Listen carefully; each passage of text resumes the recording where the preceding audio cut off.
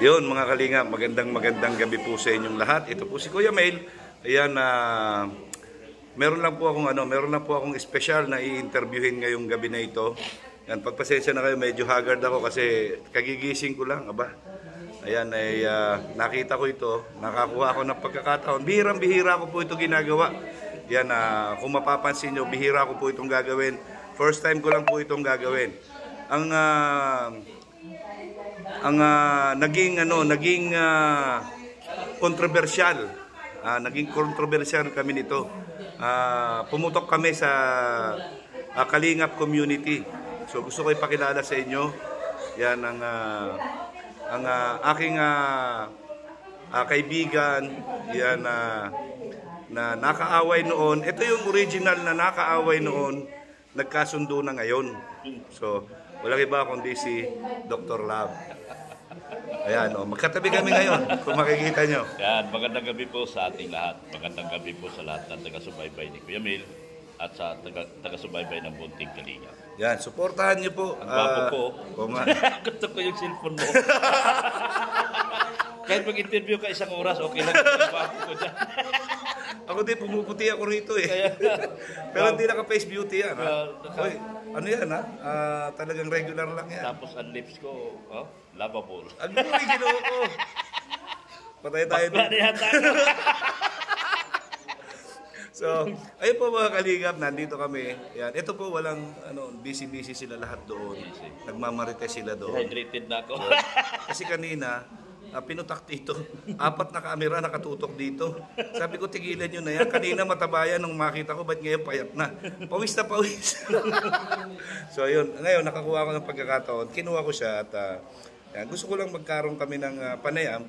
Yan, tungkol sa mga bagay-bagay na mga wala namang kwenta. Pero ito yung gusto nyong malaman. At ito yung gusto nyong makita. Yan, sa aming tulad kami, naging mag-rival kami noon. Karibal. Talagang pareho kami matanda eh. No, alam niyo kung paano kami nagbalahuraan. Pero tingnan niyo ngayon, kumbaga ba yung aming balahuraan sa aming personal lang. Hindi kasama ang Kalingap. Hindi kasama ang Kalingap. So yan mga Kalingap, ito kumustahin natin si Dr. Love. Kumusta na ba si Dr. Love ngayon? Dahil maraming bali-balita ay naku po, si Dr. Love po ay isa na pong big time sa kalamito ng Kalingap. Yan, bali-balita ko lang yun. Hindi ako basta-basta naniniwala sa chismis. Sabi ko nga sa inyo, hindi ako naniniwala sa chismis. Kaya ngayon, kakausapin natin at sa kanya natin malalaman kung totoo ba ang chismis. Ayan, Dr. Love. Ano bang tanong mo? Gaano ba katotoo na ikaw ay isa ng big time sa kalam? Big time sa kalam sa paglingap. Yan. Yeah, sa paglingap. Totoo nakabili ako sa sasakyan. Pero sabi kasi na habang meron ka pang naipon, invest mo kaagad ng pangarap mo. Tama. Kasi once na humina na ang views mo, hindi mo alam kung nasaan na yung pera mo at wala ka pang nabili. Kaya ang una kong investment, yung sasakyan talaga. Sasakyan. Wala pa akong lupa. So talagang matured ka na talaga? Matured, talagang pangarap ko yan noon na natigil nung ako'y nalulong sa bisyo. Nung nagkaroon ako ng grandiya, sabi ko, ang pangarap ko sunod SUV. Pero sa kasamaang palad ay nalulong ako sa bisyo, nalulong ako sa babae, lahat nalulong ako, kaya hindi unexpected na nangyari, nagkaroon ako, tinanggap ako muli at nakabalik ako bilang vlogger na at tinanggap tayo ng tao muli at nabigyan tayo ng konting kinita. So lahat ng kinita ko muna, ininvest ko muna sa sasakyan. Tama yan. Kumbaga ba, hindi mo sinayang yung mga pinaghirapan mo. Yeah. Sasabihin natin pinaghirapan mo yan kasi nag-effort ka dyan. Totoo yan. Ayan. So, sa ngayon, ang lesson learned dito, hindi lahat ng mga taong nakikita natin na kung makapagsalita ay akala mo kalyeng-kalye na yung ugali, balasubas yung magsalita. Pero deep inside, meron pa rin siyang pusong mamon kung tawagin, di ba? Sa ating mga kapanahonan, pusong mamon ang tawag diyan. Kailangan lang kasi meron kang sariling identity kapag napasok ka sa Kalingap. Kung baga, kung makilala ka as bugnutin, balahura, yun yung magiging pagkatao mo. Kunwari, yun yung magiging karakter mo. Karakter lang yun.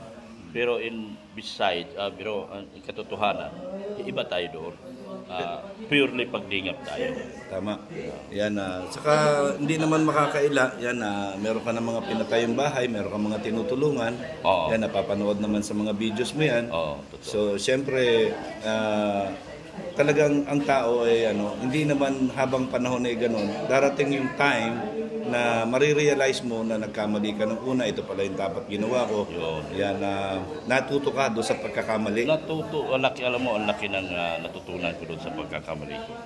Dahil hindi ko akalain na sa kabila ng hindi ako addict na simpleng addict lang ng araw. Talagang dumating sa punto na pamilya ko, hinihiya ko na sa social media. Kaya, grabe, talagang hinihiya ko. Biruin mo, yung sa sarili mong pamilya, hinihiya mo na sa social media. Kasi dalawang klaseng addict, may addict na gumagamit lang. At may addict na talagang drug addict talaga. Isang user lang. User lang, at saka yung drug addict na naging talaga yung talamak. Oo. At ako yung isa sa tinatawag na doon na naging talamak. Kasi ang user lang, hanggang 500 lang yan, kaya lang ubusin sa isang araw kasi yun lang kaya lang budget. Ako bilang addict talaga, hindi ako umuubos ng 500. Higit pa sa 500 ang inuubos ko para gastusan ko yung sarili kong bisyo. Pero despite of that na nangyari sa'yo, sa experience mo, nabago mo pa rin yung sarili mo. Yes. Gumawa ka ng sarili mong karakter para makilala ka. Yes. Isa dito sa malaking naging tulong sa akin, yung pagtanggap sa akin ni Kuya Bal, despite na hindi pa niya alam yung totoo kong pagkatao. Malaking tulong talaga yung pagtanggap. At doon sa pagsabi gano'n na, nung tinanggap ako ni Kuya Bal, sabi ko ito na yung pagkakatao na mabago ko ang sarili ko. At ipakikita ko sa pamilya ko. Lahat ng pamilya ko hindi na ako kinikilala. Wala nang gusto magpakain sa akin. Wala nang gusto magpatira sa akin. Galit lahat sa akin. Sabi ko nung nakabalik ako bilang dito sa Kalingap na, ang una kong babawiin ay pamilya ko. Tama, nakita naman natin. Nakita ko nga na nung minsan, nung nag-ribbon cutting ka, nung last time na nakita kita noon, kasama mo yung pamilya mo. Pagka namamasyal ka, kasama mo yung pamilya mo, yung asawa mo, madalas ko nakikita. Ayan, good yan. Very good yan. Yan, saludo ko sa iyo. Ang una kong binawi, asawa. Unang magpatawad talaga sa atin dito, yung asawa. Kasi ang babawiin mo dyan hindi naman yung personal na asawa mo, kung hindi yung trust, tiwala nila ng asawa mo at nung anak mo. Yung anak ko. Pangalawa, ang tagal kong nabawi yung anak ko kasi grabe ang galit sa akin. Ang anak ko ang nagpakulong sa akin. Pero siya ang sa akin na nagpakaso. Siya ang nag-sikaso ng mga kaso ko. Siya nagdidikta sa mama niya, kumbaga. Siya nagdikta kasi hindi na niya matanggap yung pag-uugali ko na hinihiya ko na sila sa social media noong mga panahon. Pero tignan mo naman, kahit na nangyari yung mga ganon, nakita mo yung miracle na galing kay Lord. 'Di ba? Binabago niya lahat. Talaga. Diba? Binabago. Kagaya noon, 'di ba? Halos galit na galit ka sa akin, galit na galit ako sa iyo, naghahamunan pa tayong dalawa, gusto mo magkita tayo kahit saan. Pero yun ay labas lang ng pananalita yun. Pero in fact, yung puso natin hindi pwede magpang-abot, dahil meron tayo pinaprotektahan na Kalingap. Saka ibig sabihin kung wala kang takot din sa Diyos hindi mo magagawa yun na makontrol yung sarili mo. Totoo yan. Diba? Kasi nga tulad nga niyan, tingnan mo. Ang laki na ng kumbaga ba achievements mo na nagawa. Totoo. 'Di ba? Malaki na. Malaki. Alam ng lahat dahil nakikita naman sa mga videos mo, sa mga live mo, 'di ba? Although siyempre paminsan-minsan yung bashers hindi naman nawawala yan. Normal yung bashers. Yun nga lang siguro dahil sa aking mga pinagdaanan. Dahil sa simple, tindi na pinagdaanan ko, talagang pinakabalahura akong tao ng araw. Kumbaga yung bashers ngayon, bariwala na sa akin yan. At saka hindi, nare-realize ng basher na ito pala ay ano lang, ito pala ay karakter mo. Karakter ko lang. Karakter mo lang. At hindi ako yun sa totoong buhay. Tama, tama. Pero ang gwapo ko dito sa ano mo, talaga. Gusto, kahit isang oras mo pa ako interviewin, kung ganyan naman ako kagwapo, pahig ako, kahit isang oras mo ako interviewin. Grabe ang gwapo ko, namumula, mula ng lips. Pero yan talaga itsura ko. Namumula ka kasi natantad ka Natantad ako ng doon. ilaw. Tantad ako. No? Ito naman na akin. No? Gusto ko lang makatulong din sa mga kasamahan ko. Baka sakaling makatulong ako. Pamamagitan ng interview sa amin. Maraming salamat at pinaunlakan mo ko. Yan, hindi kayong tao na naging maramot. Oo. Yan, naging totoo ka sa sarili mo. Totoo yan. Hindi ka naman nanira ng tao kung hindi nagawa mo lang yun dahil sa galit. Galit. Ang galit lahat ng yun ay bunsod ng galit. Galit.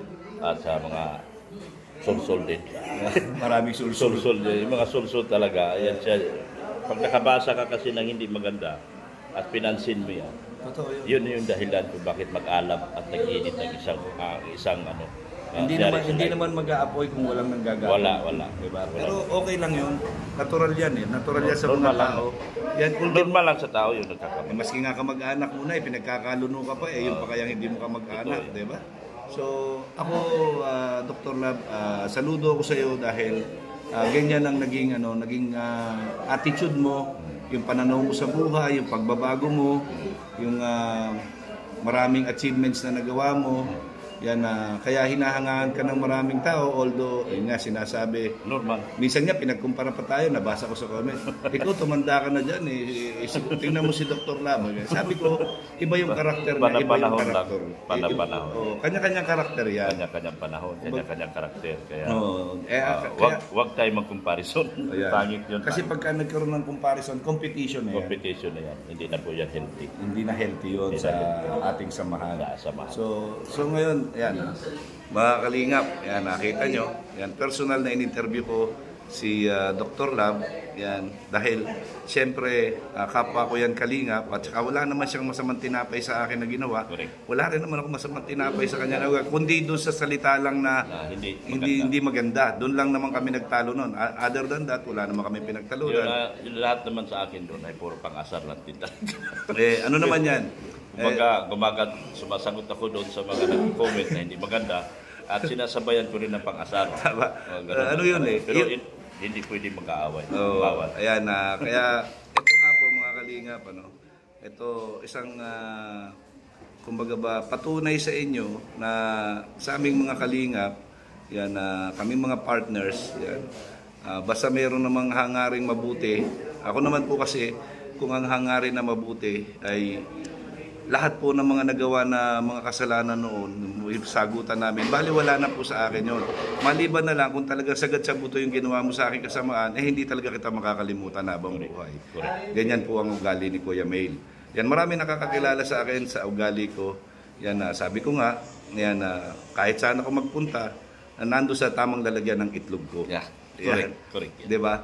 So, ayan, nakakatuwa lang isipin na yung dating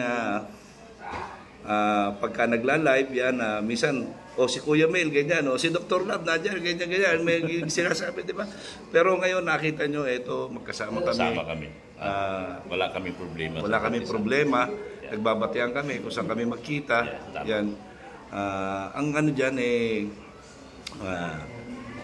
pagkakaintindihan, pagkakaunawaan para sa isang mabuting samahan. Layunin ng Kalingap. Yan ang layunin ng Kalingap. Yan ang layunin ng Kalingap Kalingap. ay magtutulungan at pagmamahalan. Wala po sa Kalingap yung pag-aaway. Tama po yan. Iniiwasan po natin yan dahil nakakaya po doon sa ama at anak at ina ng Kalingap. Tama. So, yan po mga Kalingap. Mas ilan na bang minuto tayo? Yan. Oy, nakaka-14 minutes na tayo. So, ayun mga Kalingap, maraming salamat po sa mga susuporta po nitong video namin ni Dr. Lab. Yan, suportahan niyo po si Dr. Lab sa kanyang mga gawain. Ganon din po ako. Pakisuportahan din ako sa aking mga gawain. Support natin si Kuya Mel. Mel Vlogs, ano? Kuya Mail lang. Kuya Mel sa kanyang sa kanyang pag-aayuda, sa kanyang pag-vlog, supportahan natin. At nawa marating niya po ang iyong pangarap. Kahit 100,000, meron ka na ba? Wala pa. Sana maka 100,000 Wala, na siya. 79. 79. So, kung ano mang suporta na nakukuha, na ibigay niyo po sa akin, sana bigyan niyo rin po siya. Yan. Maraming salamat po. Para isa pong malaking karangalan po at isa pong pag-save na kasi pag nasa 100,000 ang isang subscriber po, malayo ka na doon sa demonetization. Para magkakaroon ka na yata ng Magkaroon plug. ka ng wala nang si YouTube, hindi ka na pakialaman sa lahat ng ginagawa mo. So sana si Kuya Mil at least kahit maka 100,000 man lang siya. Yan, maraming Tulungan salamat po natin siya sa mga HC fans, ABL Lovable supporters, Kalingap HC Global supporters, Kalingap HC International supporters, A&B International supporters, Singapore, Solid HC Singapore, at Jumcar Global supporters, HC, lahat ng HC po na tulungan po natin si Kuya Mil. Grabe, ang dami pala niyan, ano? Tulungan po natin si Kuya Mil. Sa lahat ng HC Fanatics at HC Team GC, tulungan natin si Kuya Mil. Kahit isang subscribe lang po mula sa inyo. Million po tayo. Kahit 100 lang po ang hinihingi ko para kay Kuya Mil. Ay, maraming salamat po, Dr. Lab. Yan, yan mga kalingap, yan, ito po isang pagpapatunay na ang isang magandang samahan ay ipinakikita namin sa pamamagitan namin dalawa dahil nag-viral kami dalawa noon, pinagkaguluhan kami ng mga reactors. Masaya nga ako nung nag-viral ka, sabi ko makaka-subscribe na ito na malaki si Kuya Mil. Oo, Masaya ako noon, baka kahit akala mo galit ako. Pero sabi ko masaya ako kasi tataas si Kuya Yan, Mil. maraming salamat. Yan, ganun din sana. Yan, sana suportahan pa natin to, mag 1 million to para marami ding maraming matulungan ito. Yan, okay lang yan. Basta bago nyo ako gawin 1 million, gawin nyo muna siya 300,000. Ay, grabe. So, yun, Dr. Lab, maraming salamat. Sana minsan maimbita kita pagka natapos na yung bahay ko. Sige. Yan, sa mga gustong tumulong sa akin. Yan, Tulungan natin si Kuya Mil. isang sakong simento, isang pirasong hollow blocks ay malaking bagay na po sa akin. Sa lahat ng lab team na tinawag ko po, meron din po siya pinapagawang pabahay. Matulungan man lang din sana natin siya. Si Kuya Mil po. Yan, maraming salamat po. Ang laging sinasabi ni Kuya Mil, ang gumagawa ng mabuti sa kapwa ay pinagpapala. Yan, mabuhay kayong lahat hanggang gusto ninyo. Kahit isang oras pa tayo, basta ganyan na po kagwapo. Tapusin na natin ito. Masakit na yung kilikili ko. Ayan. Maraming salamat, Dr. Lab. Thank you so much. Bye-bye po sa ating lahat. Thank you. Yan, maraming salamat, Dr. Lab. God bless. God bless. Bye-bye. Bye-bye.